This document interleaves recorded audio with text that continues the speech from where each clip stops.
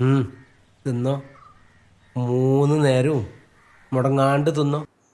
കല്യാണപ്രായത്തിൽ ആണുങ്ങൾ തിന്നുന്ന ഈന്തപ്പഴ ജാതിപത്രിലേഹ്യം. എനിക്ക് തോന്നി ഡയറക്ടറും അതുപോലെ തന്നെ സ്ക്രിപ്റ്റ് എഴുതുന്ന സമയത്തും അവരുടെ മനസ്സിൽ ഈ രാഘവ മാഷുണ്ട്. ചിലപ്പോൾ എനിക്ക് തോന്നുന്നു അവരുടെ കുടുംബത്തിൽ ആരെങ്കിലും ആയിരിക്കും ഈ രാഘവ മാഷ്. ജാതകവും ഇതൊന്നുമല്ല, മാനസിക പൊരുത്താണ്, അല്ലെങ്കിൽ മാനസികമായിട്ടുള്ള ഐക്യമാണ് ഒരു കുടുംബജീവിതത്തിന് ഏറ്റവും പ്രധാനം. വിനീത് ശ്രീനിവാസൻ ഞാൻ പറഞ്ഞു കാണണം എന്ന് പറഞ്ഞു, കണ്ടു. അപ്പോഴും എൻ്റെ ഭാര്യ ഉണ്ടായിരുന്നു, മോനുണ്ടായിരുന്നു കൂടെ. അവരെല്ലാം നിർത്തിയിരുന്നേ പറഞ്ഞു അടുത്തൊരു സിനിമയിൽ എന്തായാലും മാഷ് എൻ്റെ കൂടെ ഉണ്ടാവുന്നു. പഞ്ചമത്സരത്തിൽ ഒരു സ്റ്റണ്ട് ഉണ്ടായിരുന്നു, അന്നല്ല അട്ടി കിട്ടിയതാണ്. സിനിമയൊക്കെ ഒരുപാട് സിനിമകളുണ്ട്. അപ്പോൾ കാണാൻ മാത്രമല്ല, ഇപ്പോഴും ടി വിയിൽ വന്നാൽ അത് കാണാൻ ഭയങ്കര ഇഷ്ടമാണ്. Ultra modern kitchen devices. ഒരു കിച്ചണിൽ വേണ്ട എല്ലാ ലേറ്റസ്റ്റ് ബ്രാൻഡുകളും ഇവിടെയുണ്ട്. ലോകോത്തര ബ്രാൻഡുകൾ, original products, wide range. MyG future.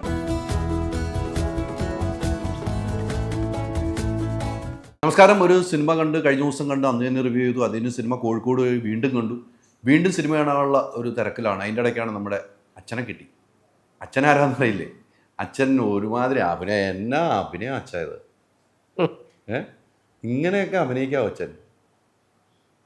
തകർത്തു. സന്തോഷം. ഗംഭീരമായിട്ട് ചെയ്തിരിക്കുന്നു.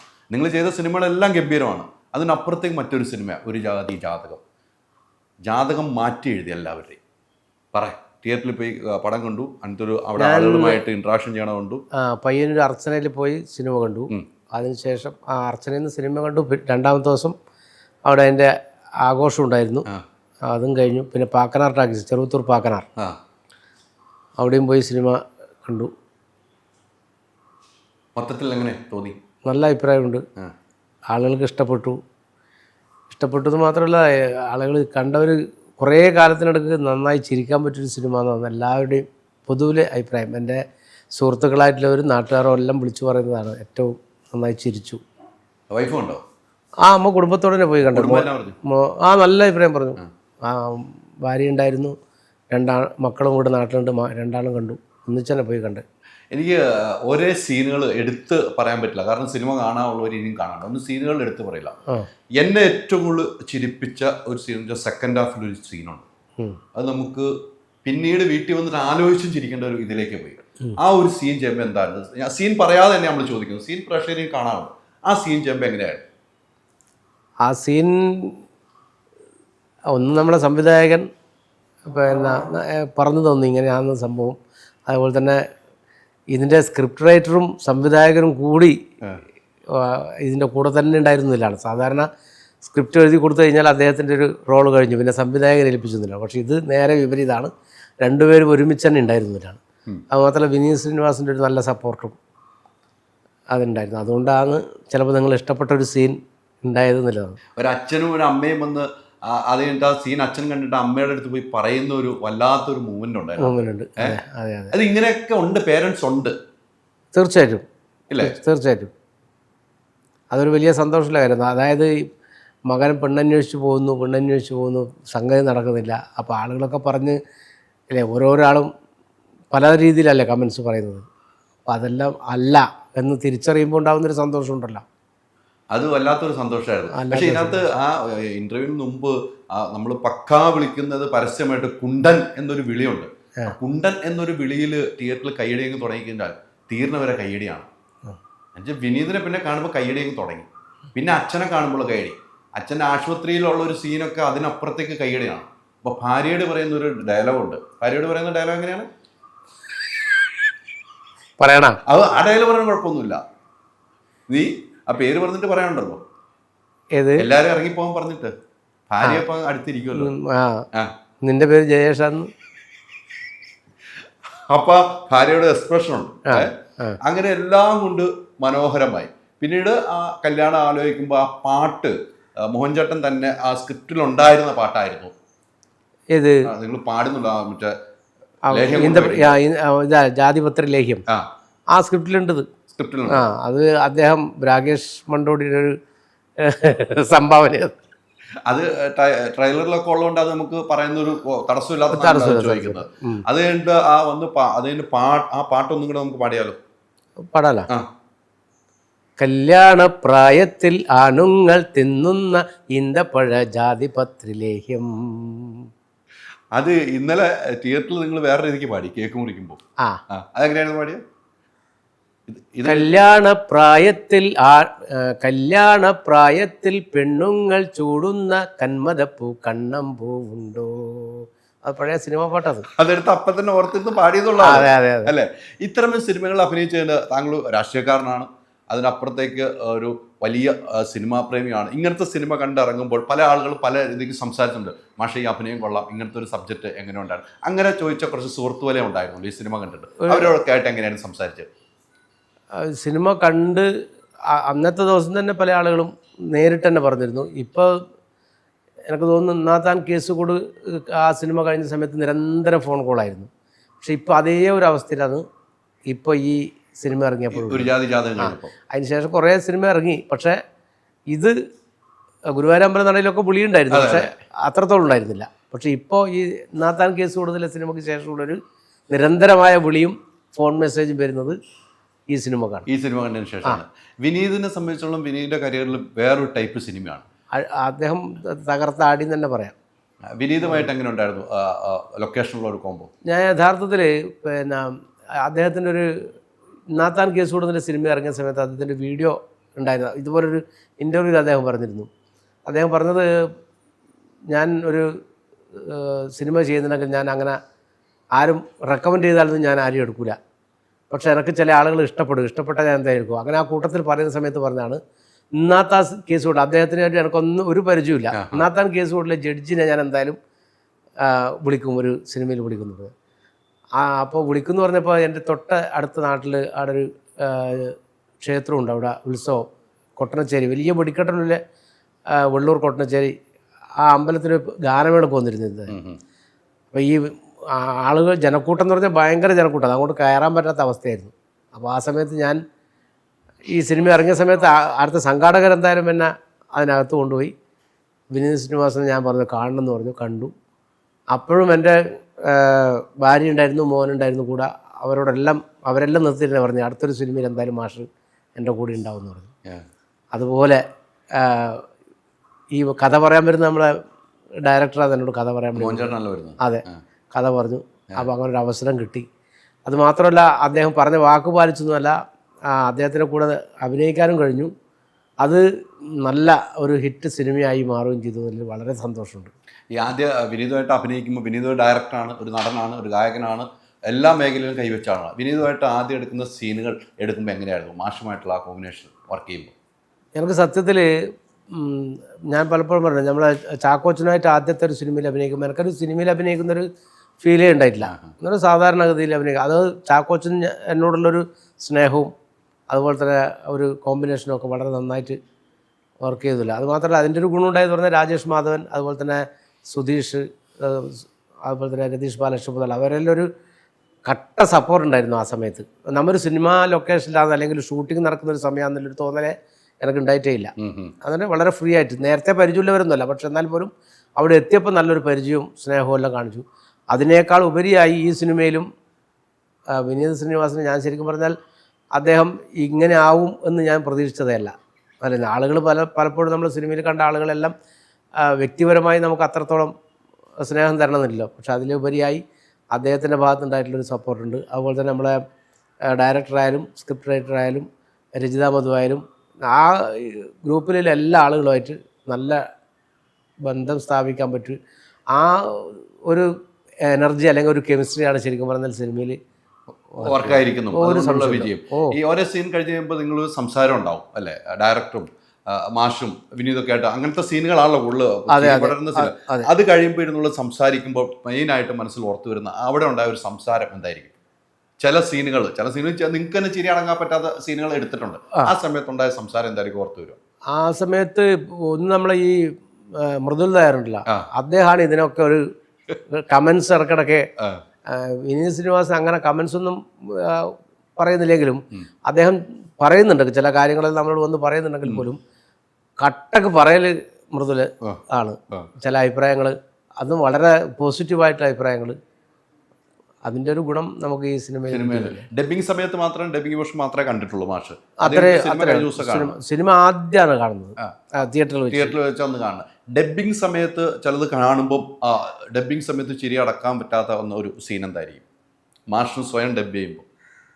അല്ല, അത് മിക്കവാറും എല്ലാ രംഗത്തും ഒരു ചിരി വരുന്ന സീൻ തന്നെയായിരുന്നു ഏകദേശം എല്ലാ.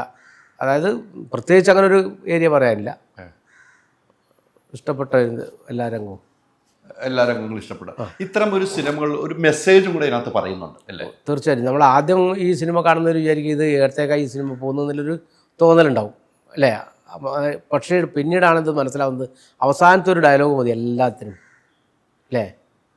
നീ ഇതെല്ലാം എന്താണെന്നിങ്ങനെ ഇവർ ചോദിക്കുന്നുണ്ടല്ലോ, നമ്മളെ അവസാനം മിനിരാധം വന്ന് ചോദിക്കുന്നുണ്ട്, ഇതെന്തും നിങ്ങൾ ഈ കാട്ടത്തിൻ്റെ കൂടെ കൊണ്ടിട്ടിന് അല്ലേ, ഈ ജാതകമല്ല അതിൽ കൊണ്ടിട്ട്. അപ്പ പറയുന്നത് ഈ ജാതകം കൊണ്ടുപോയി നീ കത്തിച്ചിട്ട് ചായ ഉണ്ടാക്കി കൊണ്ടുപോകുന്നത്. അതിലാണ് ഈ സിനിമ അവസാനിക്കുന്നത്. അപ്പം അതിലെല്ലാം ഉണ്ട്. തീർച്ചയായിട്ടും. ഈ ജാതകവും ഇതൊന്നുമല്ല, മാനസിക പൊരുത്താണ്, അല്ലെങ്കിൽ മാനസികമായിട്ടുള്ള ഐക്യമാണ് ഒരു കുടുംബജീവിതത്തിന് ഏറ്റവും പ്രധാനം എന്ന് സമർത്ഥിക്കുന്ന ഒരു സിനിമ ഈ സിനിമ പറഞ്ഞു വെക്കുന്നത്. പക്ഷെ ഇപ്പോഴും ജാതകം നോക്കി തന്നെ കല്യാണം നടക്കുന്നതും ജാതകം മോശമായിട്ട് കല്യാണം മാറിപ്പോകുന്ന ഒരു സാഹചര്യം ഉണ്ടാകുന്ന ഒരു കാലഘട്ടത്തിലാണ് ഇന്നും നമ്മൾ പോയിക്കൊണ്ടിരിക്കുന്നത്. ഇപ്പം ചൊവ്വ നോക്കിയിട്ട് ആൾ കഴിക്കുന്ന കാലമല്ലേ?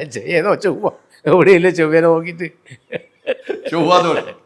ചൊവ്വാദോഷം പറയുന്നവരല്ലേ പല ആളുകൾ ഇന്നും. പക്ഷെ ഒരു ചൊവ്വ ഒരു ആളെ ഉപദ്രവിക്കാത്തൊരു സാധനമാണെന്നുള്ളത് തെളിയിക്കപ്പെട്ടു. ഇനി ഇതെല്ലാം നോക്കി കല്യാണം കഴിച്ച എത്രയോ കല്യാണ ബന്ധങ്ങൾ വേർപെട്ടിട്ടുണ്ട്. ഈ എല്ലാ ജാതകവും നോക്കി, എല്ലാ പൊരുത്തവും നോക്കി, 8 പൊരുത്തവും നോക്കി കല്യാണം കഴിച്ച പല കുടുംബ ബന്ധങ്ങളും ഇല്ലാതായിട്ടുണ്ട്. ഇതൊന്നും നോക്കാതെ കഴിച്ച കുടുംബങ്ങൾ ഏറ്റവും നന്നായി പോകുന്നുണ്ട്. അതൊന്നുമല്ല, ഏറ്റവും പ്രധാനം ഈ സിനിമയിലെ ഒരു സന്ദേശം എന്ന് പറയുന്നത് സ്ത്രീയും പുരുഷനും അല്ലെങ്കിൽ ഭാര്യയും ഭർത്താവും തമ്മിലുള്ള മാനസികമായിട്ടുള്ള ഐക്യം തന്നെയാണ് ഏറ്റവും പ്രധാനം, അല്ലാതെ വേറെ ഒന്നുമല്ല. അത് ഒരു മെസ്സേജ് ഗംഭീരമായിട്ട് സിനിമ നന്നായിട്ട് പറഞ്ഞു. നമ്മൾ ചിരിയുടെ മാലപ്പടക്കം മുത്തിക്കാൻ മെസ്സേജ് മനസ്സിലാഴത്തിൽ തറച്ചു പോകുന്ന ഒരു ഫാമിലിയും ഉണ്ട്, ചെറുപ്പക്കാരും ഉണ്ട്. എനിക്ക് തോന്നി ഡയറക്ടറും അതുപോലെ തന്നെ സ്ക്രിപ്റ്റ് എഴുതുന്ന സമയത്തും അവരുടെ മനസ്സിൽ ഈ രാഘവ മാഷ് ഉണ്ട്. ചിലപ്പോൾ എനിക്ക് തോന്നുന്നു അവരുടെ കുടുംബത്തിൽ ആരെങ്കിലും ആയിരിക്കും ഈ രാഘവ മാഷ്. അത് ചോദിക്കേണ്ടത്, അത് മോഹൻചേട്ടനോട് ചോദിക്കണം. ഉറപ്പാണ്. അതിപ്പോ പറഞ്ഞപ്പോൾ എന്തായാലും മോഹൻചേട്ടനോട് ചോദിക്കും. എനിക്ക് തോന്നുന്നു അവരാരോ കുടുംബത്തിൽ ആരോ ഒരു രാഘവ മാഷ്, ഇതുപോലത്തെ രാഘവ മാഷ് ഉണ്ട്. പിന്നീട് അദ്ദേഹം അതായത് പൊളിറ്റിക്സും ഉണ്ട്, പക്ഷെ എന്നാൽ പൂർണ്ണമായും മറ്റേൽ നിന്ന് വിടുതലില്ല വാങ്ങാത്ത ഒരാൾ അല്ലേ, മാറാൻ പറ്റാതെ അതും ഉണ്ട്. പക്ഷെ പൊളിറ്റിക്സ് കട്ട പൊളിറ്റിക്സും ഉണ്ട്. ഒരു കുടുംബമഹിമ വിട്ടുപിടിക്കാനും പറ്റുന്നില്ല. അത് മിക്കവാറും മോഹൻചേട്ടന്റെ സ്ക്രിപ്റ്റിന്റെ ഏതോ കുടുംബത്തിൽ ആരോ ഉണ്ട്. തറവാട്ടുകാരനാണ്, തറവാടിത്വം പറയുന്നുണ്ട്. പക്ഷെ തറവാടിത്തം പറയുന്നതോട് എന്ത് പറയുമ്പോൾ വിനീത് ശ്രീനിവാസ് പറയുന്നൊരു കാര്യമുണ്ട്. ഏത് മറ്റേ ഇതുണ്ടല്ലോ, എന്താണ് ആ തറവാടിന്റെ പേര്? അതെ അജേഷിന്റെ പേര് പറഞ്ഞ് തറവാട്, ആ തറവാടിന്റെ കൂട്ടിച്ചേർത്തിട്ട് തന്നെയാ എപ്പോഴും പേര് പറയും.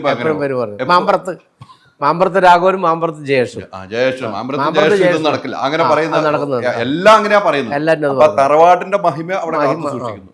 പക്ഷെ ഈ പല സിനിമകളും കണ്ടുപോകുമ്പോൾ ഇത്തരം സിനിമകൾ ഒരു കോമഡിയിലൂടെ മെസ്സേജ് പറയുന്ന സിനിമകൾ വളരെ കുറവായിട്ട് കാണുന്നു. അല്ലെങ്കിൽ കോമഡിയാണെങ്കിൽ കോമഡി തന്നെയായിട്ട് പോകുന്നു. പക്ഷേ ഇതിൻ്റെ ഒരു പ്രത്യേകത, ഈ നേരത്തെ മാഷ് പറഞ്ഞ പോലെ ഈ ജാതകം ചൊവ്വ എന്ന് പറഞ്ഞ പ്രശ്നങ്ങൾ, അല്ലെ പല പൊരുത്തങ്ങളില്ലാതെ കല്യാണം നടക്കാതെ പോകുന്നത്. പക്ഷെ ഇത് കൃത്യമായിട്ട് പറയാൻ ഇവർക്ക് തോന്നാനുള്ള കാരണം പിന്നീട് മാഷ് ചോദിച്ചിട്ടുണ്ടോ? ഇപ്പം എന്നോട് പറഞ്ഞു ഇവരെ കുടുംബക്കാരെ പിന്നീട് എന്തെങ്കിലും ഇവരോട് ചോദിച്ചോ, ഇത് നിങ്ങൾ ഇങ്ങനെ ഈ റൂട്ടിലേക്ക് ഉണ്ടാവാനുള്ള കാരണം എന്താണെന്ന് ചോദിച്ചിരുന്നു?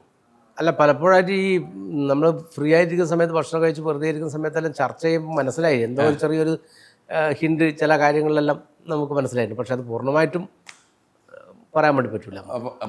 അല്ല, അങ്ങനെയല്ല, അത് പൂർണ്ണമായും കിട്ടിയതുമല്ല. ചില കാര്യങ്ങൾ പിന്നെ സിനിമാറ്റിക്കായി മാറും. അല്ലേ?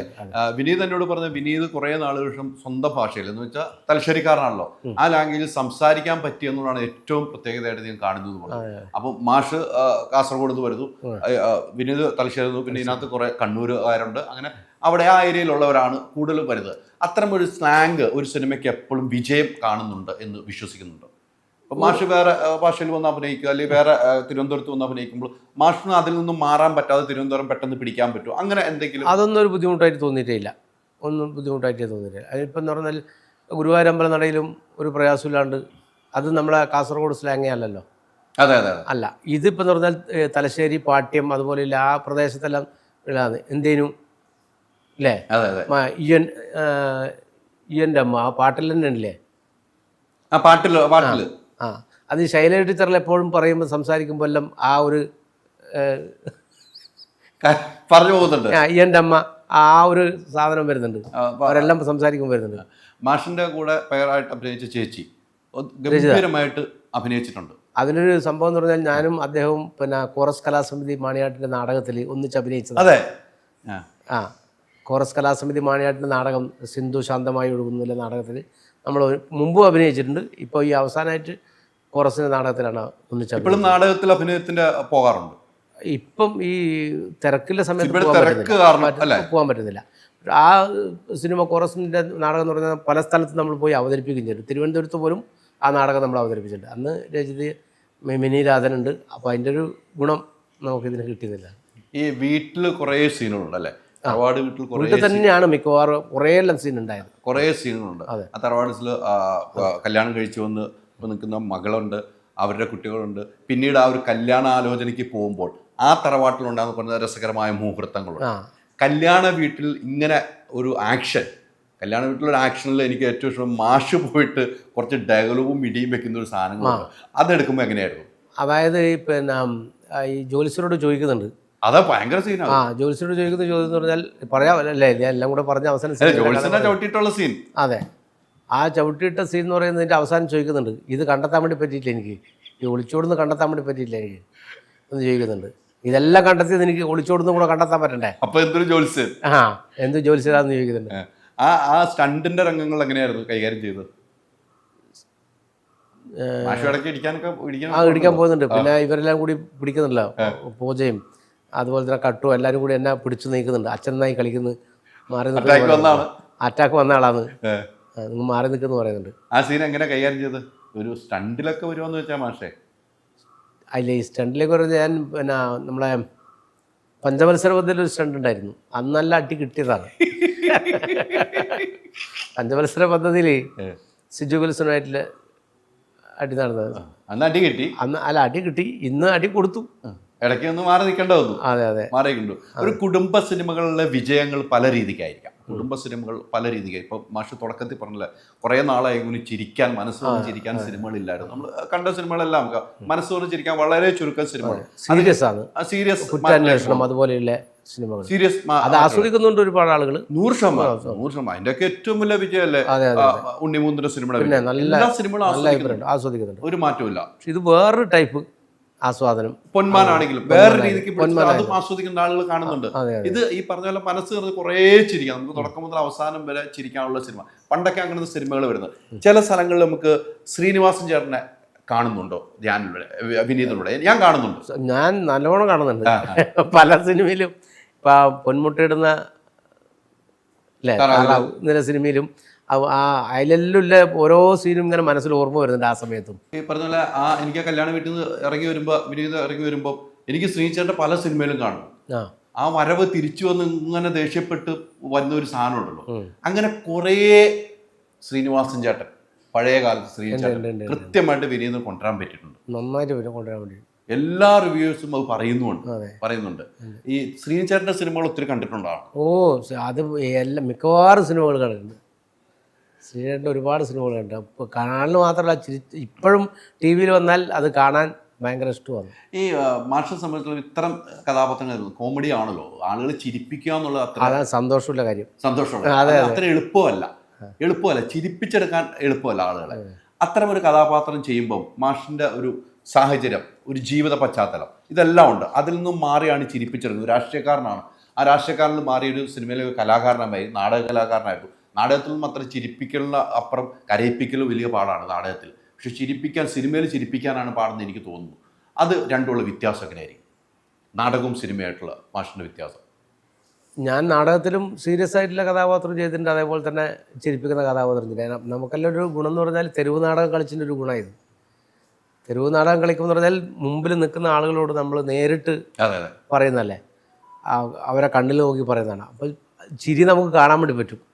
ആളുകളെ മനസ്സിൽ നിന്ന് നമ്മളൊരു കഥാപാത്രം അവതരിപ്പിക്കുന്ന സമയത്ത് അവർ മുഖത്ത് നോക്കി സംസാരിക്കുമ്പോൾ അവർ പറയുന്നത്, ഇപ്പോൾ പ്രസംഗിക്കുമ്പോൾ അങ്ങനെ ഞാനിപ്പോൾ ഏതെങ്കിലും വേദിയിൽ പോയാൽ സംസാരിക്കുന്നുണ്ടെങ്കിൽ ഒരു നെടുനീള പ്രസംഗമല്ല, 10-15 മിനിറ്റ് സംസാരിക്കുന്നുണ്ടെങ്കിൽ ചോദ്യവും ഉത്തരവും വർത്തമാനമായിട്ടില്ല സംസാരം, അത് ഒരു തെരുവ് നാടകത്തിലും കിട്ടിയൊരു ഗുണമാണ് ശരിക്കും പറഞ്ഞാൽ. അതെ അതെ, സിനിമയിൽ വന്നു കഴിയുമ്പോൾ അത് കൂടുതൽ ഫലം കിട്ടും അല്ലേ, ഒരു സംശയം, നമുക്ക് എളുപ്പമാണല്ലോ. അതെ അതെ അതെ അല്ലേ, അതെ.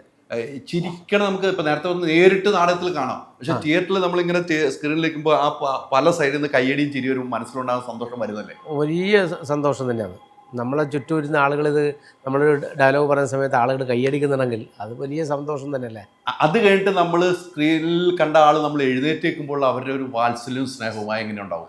ഇപ്പം നമ്മളിപ്പോൾ ട്രെയിനിൽ വരുന്ന സമയത്ത് ആ സിനിമ കണ്ടവർ നമ്മളെ കണ്ടിട്ട് ആ സിനിമ ഭയങ്കര സിനിമയായി ഇഷ്ടപ്പെട്ടു എന്നെല്ലാം പറയുമ്പോൾ, അല്ലെങ്കിൽ ഒരാൾ ഫോൺ വിളിച്ച് പറയുമ്പോൾ, നിങ്ങളിനിപ്പോൾ എന്നെ കണ്ടപാടും പറഞ്ഞു ആ സിനിമ നന്നായിട്ടുണ്ട്, നല്ല അഭിനയമായിട്ടുണ്ടെന്ന് പറയുമ്പോൾ സ്വാഭാവികമായിട്ട് സന്തോഷം തന്നെയല്ലേ.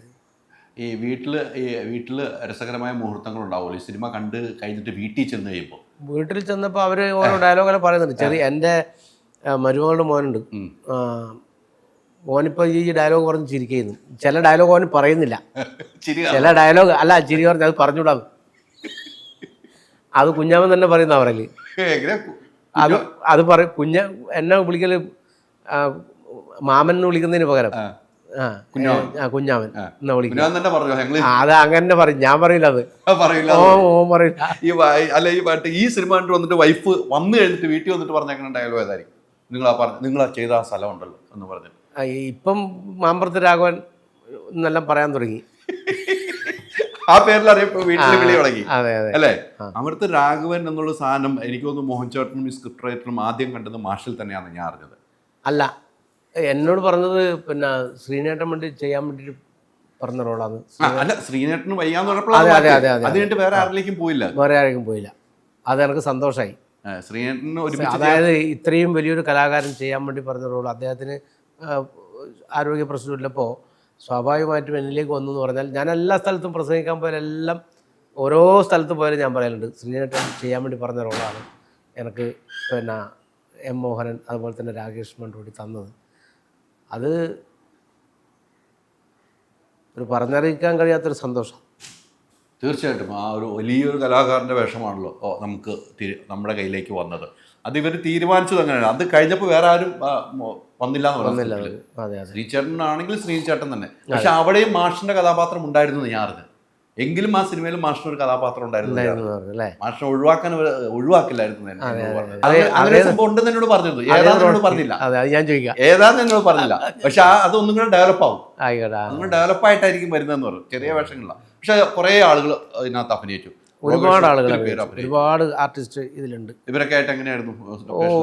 ഞാനിപ്പം ചില ആളുകളെ ഞാൻ ആ സ്ഥലത്ത് കണ്ടിട്ടേ ഇല്ല, അതായത് സിനിമയിലാണ് കാണുന്നത്. മറ്റു കുറേ ആളുകൾ കണ്ടു. ഇപ്പോൾ ദിവാകരൻ വിഷ്ണുമംഗലം, അതുപോലെ തന്നെ കുഞ്ഞികൃഷ്ണൻ പണിക്കർ, നമ്മൾ അരവിന്ദ് കട്ടു, ഇപ്പോൾ കട്ടുവായി, അരവിന്ദ് പോയി കട്ടുവായി. പിന്നെ പൂജ ഉണ്ടായിരുന്നു. അവർ നമ്മളെ എന്നാത്താൻ കേസോടെ 2 അമ്മമാർ അല്ലേ, കമലാക്ഷിയും അതുപോലെ കർത്തേനേച്ചി, അവർ 2 ആളുണ്ടായിരുന്നു. രജിത മധു ഉണ്ടായിരുന്നു. അതുപോലെ നേരത്തെ പറഞ്ഞ നമ്മളെ രാധൻ, മിനി രാധൻ, നാടകത്തിൽ ഏറ്റവും നന്നായി അഭിനയിക്കുന്നവരാണ് മിനി രാധനും രജിത മധുരും. ഒരുപാട് നാടകങ്ങളിൽ, അതുപോലെ അശോക ടീച്ചർ, അവരെല്ലാം എല്ലാവരും സിനിമ കണ്ടപ്പോൾ ഇവരൊക്കെ ഉണ്ടായിരുന്നു എന്ന് മനസ്സിലാകും. അല്ല, ഇവരെല്ലാം പിന്നെ പക്ഷെ മറ്റു പല ആളുകളും ഞാൻ സിനിമയിലാണ് കാണുന്നത്. സിനിമയിലാണ് കണ്ടത്. എന്തായാലും നല്ല സിനിമ. ആ സിനിമയുടെ യാത്ര തുടരുകയാണ്. നമ്മൾ ഇന്ന് ഇവിടുന്ന് തിരുവനന്തപുരത്തേക്കൊക്കെ തിയേറ്റർ വിസിറ്റൊക്കെ ആയിട്ട് അങ്ങ് പോവാണ്. മാഷക്ക് ഇങ്ങനെ തിയേറ്റർ വിസിറ്റ് പോകണമെങ്കിൽ ആ സിനിമയോടുള്ള ഇഷ്ടം, ആ സിനിമ അത്രയും ജനങ്ങൾ ഏറ്റെടുത്തപ്പോഴാണ് യാത്ര ചെയ്യാൻ തന്നെ തീരുമാനം അല്ലേ. അപ്പോൾ ഇനിയും കുറേ ദിവസങ്ങളിൽ സിനിമ ഓടണം. ഇതിൽ പിന്നെ പ്രൊഡ്യൂസറുടെ നമ്മൾ പ്രത്യേകിച്ച് നന്ദി പറയേണ്ട കാര്യമുണ്ട്. പറഞ്ഞാൽ മഹേഷ് സുബൈർക്ക് ഒരുപാട് പ്രയാസങ്ങളും പ്രതിസന്ധികളിലും ആണ് ഈ സിനിമയും കൊണ്ടുവന്നത്. പക്ഷേ ഒരു ഹിറ്റടിച്ച സിനിമ അദ്ദേഹത്തിന് ചിലപ്പോൾ ഇപ്പോൾ പത്രങ്ങളിലെല്ലാം വന്നതിനൊരു വാർത്ത എന്ന് പറയുന്നത് അദ്ദേഹത്തിൻ്റെ നേരത്തെ കാവ്യമാധവനെല്ലാം ചെയ്ത സിനിമ മീശമാധവൻ, അതുപോലെ ഹിറ്റടിക്കുന്ന ഒരു സിനിമയായി ഇത് മാറും എന്ന കാര്യത്തിൽ യാതൊരു തർക്കമില്ല. അപ്പോൾ ഒരു പ്രൊഡ്യൂസർക്ക് ഹിറ്റടിക്കുകയും അതിന് സാമ്പത്തിക നഷ്ടമില്ലാതിരിക്കുകയും ചെയ്യുമ്പോഴാണ് സിനിമക്ക് ഒരു ഗുണം. അല്ലെങ്കിൽ എന്ന് പറഞ്ഞാൽ ഈ മുഴുവൻ പൈസയും ചിലവഴിച്ച അവസാനം ഒന്നും കിട്ടാതെ പോകുന്നൊരവസ്ഥയിൽ അതേതായാലും ഈ സിനിമക്ക് ഉണ്ടാവില്ല, അതിൻ്റെ 100% ഉറപ്പിച്ച് പറയാൻ പറ്റും. തീർച്ചയായിട്ടും മഹാസുബർ അങ്ങനെ ഈ പറഞ്ഞ നല്ല കഷ്ടപ്പെട്ട് തന്നെ, നല്ലോണം കഷ്ടപ്പെടും, സംശയമില്ല. സിനിമ ഹിറ്റ് അല്ല, അതുകൊണ്ടാണ് അദ്ദേഹം വിളിച്ചപ്പോൾ തന്നെ ഞാൻ ഒന്നും പറയാതെ എത്ര ദിവസമായാലും കുഴപ്പമില്ല, ഞാനുണ്ടാവും, ഉണ്ടാവും, കൂടെ ഉണ്ടാവും. എന്തായാലും ആ തലശ്ശേരി കാസർഗോഡ് ഭാഷയിൽ ഇനിയും സിനിമ കാണാത്തവരെ തിയേറ്ററിലേക്ക് ഒന്ന് ക്ഷണിച്ചേക്ക്. തീർച്ചയായിട്ടും എല്ലാവരും, പ്രിയപ്പെട്ട എല്ലാവരും ഈ സിനിമ കാണണം, തിയേറ്ററിൽ വന്ന് തന്നെ കാണണം.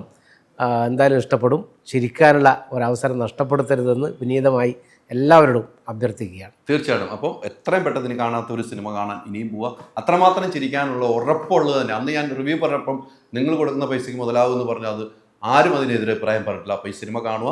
ഈ സിനിമയുടെ 25-ം 50-ാം ദിവസവും 100-ാം ദിവസവും ആഘോഷമുള്ള ഭാഗ്യം നമുക്ക് എല്ലാവർക്കും ഉണ്ടാകട്ടെ. ഒത്തിരി സന്തോഷം. ആ സമയത്ത് ഒന്നിച്ച് കാണാം. തീർച്ചയായും ഒത്തിരി സന്തോഷം.